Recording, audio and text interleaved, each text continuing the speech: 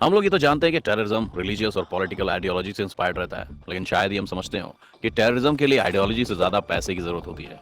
फिर चाहे वो हथियार खरीदने के लिए हो या टेररिस्ट को सैलरी देने के लिए। लेकिन आखिर ये पैसा आता कहाँ से है? कौन इन आतंकवादियों को फंडिंग करता है और क्यों? आज इसी का जवाब हम इस वीडियो में तलाशने की कोशिश करेंगे, तो बने रहिएगा वीडियो के अंत तक हमारे साथ। इस वक्त दुनिया में कई तरह के टेरर आउटफिट्स हैं और सभी का फंड इकट्ठा करने का तरीका एक दूसरे से अलग है। सबसे पहले हम देखते हैं कि आईएसआईएस अपना पैसा कहां से लाता है। साल 2014 में आईएसआईएस के आतंकवादियों ने इराक और सीरिया के एक बड़े हिस्से पर कब्जा किया हुआ था, जिस वजह से इन देशों की ऑयल फील्ड्स इनके कंट्रोल में आ गई थी। एक रिपोर्ट के मुताबिक 2014 में आईएसआईएस 25,000 से 40,000 बैरल कच्चा तेल एक दिन में निकाल रहा था, जिसे फिर दुनिया भर में ब्लैक मार्केट में बेचा जाता था। इस तेल को खरीदने वालों में बड़ी बड़ी कंपनी और नॉर्थ कोरिया जैसे कुछ देशों की सरकारें भी शामिल थीं, और हर दिन इससे करीब इन आतंकवादियों को 10 से 12 लाख डॉलर्स या कहें तो 7 से 8 करोड़ रुपए की कमाई हो रही थी। आईएसआईएस की तेल से होने वाली मंथली इनकम 300 करोड़ तक बताई जाती है। इस पैसे का इस्तेमाल करके आईएसआईएस ने 2015 में 30,000 से ज्यादा फाइटर्स रिक्रूट किए। इस पैसे की पावर को आप इस बात से समझिए कि ये फाइटर्स 85 अलग अलग देशों से थे, जिनमें से ज्यादातर फाइटर्स ऑस्ट्रेलिया, फिनलैंड, बेल्जियम और स्वीडन जैसी डेवलप वेस्टर्न कंट्री से आते थे। आईएसआईएस अपने लड़ाकों को हर महीने करीब 30 से 90 हजार रुपए तक देता है। इसके अलावा इनकी वाइफ्स के लिए भी आईएसआईएस उन्हें 4,000 रुपए का स्टाइपेंड देता था।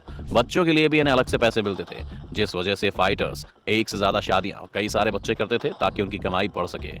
कच्चे तेल के अलावा आईएसआईएस की फंडिंग का एक बड़ा हिस्सा किडनैपिंग, फिरौती, एक्सटॉर्शन और बैंक्स को लूटने से भी आता था। आईएसआईएस अब लगभग खत्म हो चुका है, लेकिन दुनिया भर में और भी कई टेररिस्ट ऑर्गेनाइजेशंस हैं, जिनमें से कई तो डायरेक्टली किसी न किसी देश की सरकार से फंडिंग लेती है। इसके अलावा अगर हम अफ्रीका की बात करें तो यहाँ के ज्यादातर देश किसी न किसी डिक्टेटरशिप के अंडर में है। यहाँ पर भी कई टेररिस्ट ग्रुप हैं जो अपने देश के लोगों से जबरदस्ती मजदूरी करवाते हैं और उन्हें खदानों में काम करने के लिए मजबूर करते हैं, जिससे उनकी मोटी कमाई होती है। और नाइजीरिया के बोको हराम की बात करें तो किडनैपिंग और एक्सटॉर्शन के अलावा बोको हराम चाइल्ड लेबर की मदद से डायमंड और गोल्ड माइन से हो रहे प्रॉफिट से अपने संगठन को चलाने का काम करता है।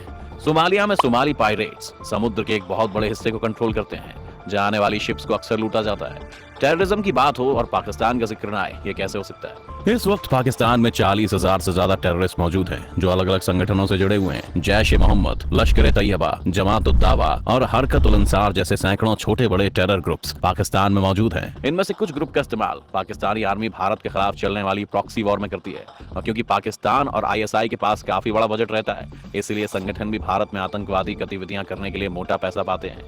इसके अलावा पाकिस्तान में हाफिज सईद के जमात उद दावा जैसे संगठन भी हैं, जिनकी फलाह इंसानियत फाउंडेशन नाम का एक एनजीओ विंग है।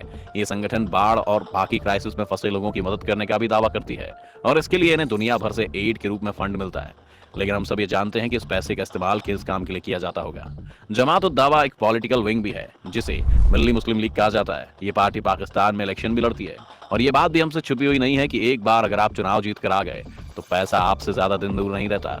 इस पैसे का इस्तेमाल भी ये संगठन जमात उद दावा के असली मकसद को पूरा करने में ही करता है।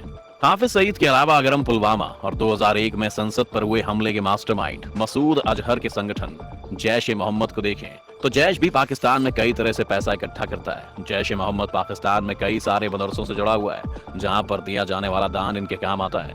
जैश ए मोहम्मद अपने लॉयल सपोर्टर से भी चंदे के रूप में काफी पैसा जमा कर लेता है। इसके अलावा पाकिस्तान में और भी बहुत सारे ग्रुप्स हैं जो भारत में ड्रग्स और हथियारों की स्मगलिंग करके भी अपने संगठनों के लिए पैसा इकट्ठा करते हैं।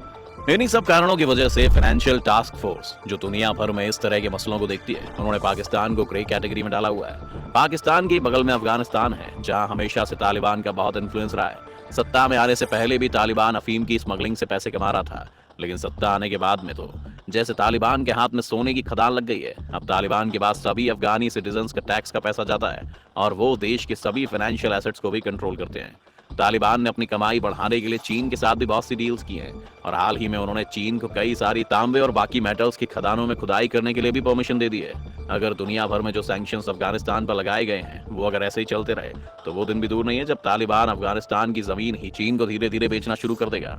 हवाला का धंधा भी दुनिया भर के टेररिस्ट के लिए काफी प्रॉफिटेबल होता है। अगर आपको ये नहीं पता कि बिजनेस कैसे चलता है, तो हवाला कारोबार में ज्यादातर ब्लैक मनी को वाइट किया जाता है। यहाँ पे सिंपली ब्लैक मनी को एक देश से दूसरे देश तक भेजा जाता है। ऐसा करने के लिए लोग एक हवाला कारोबारी को पैसा देते हैं और उसे बता देते हैं कि पैसा किस देश में किसे भेजना है।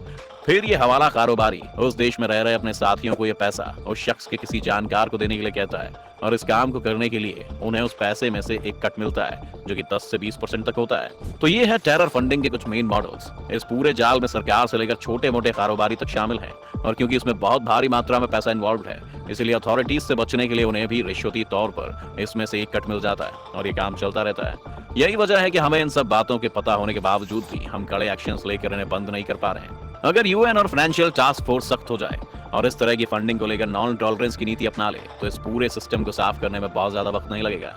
आपको क्या लगता है कि